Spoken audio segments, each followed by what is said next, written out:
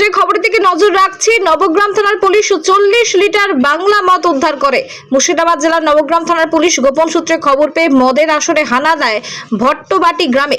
ওই এলাকা থেকে 13 জনকে আটক করে। ইউনুস নামে এক ব্যক্তিকে জেরা করে জানতে পারে তার কাছে খাওয়ার জন্য 2 পরি গাঁজা এবং তার বাড়ি থেকে 2টি ড্রাম ভর্তি 40 লিটার বাংলা মদ উদ্ধার হয়েছে।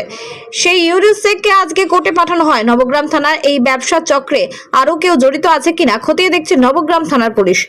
নবগ্রাম থেকে আলাল শেখের রিপোর্ট, নিউজ এনজিএম।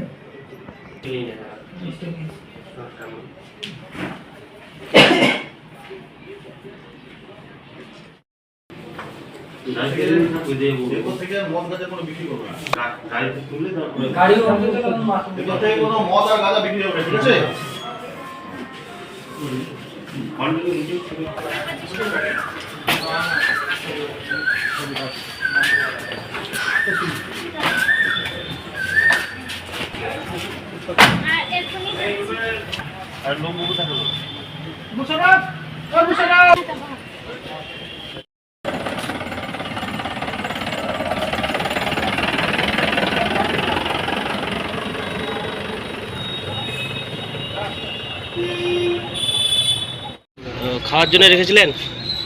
আর কি চুলায় পাওয়া গেছে নাকি?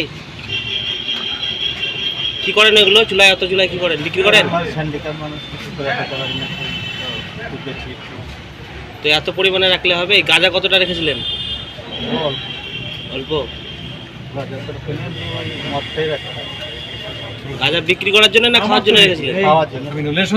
আপনার নাম কি?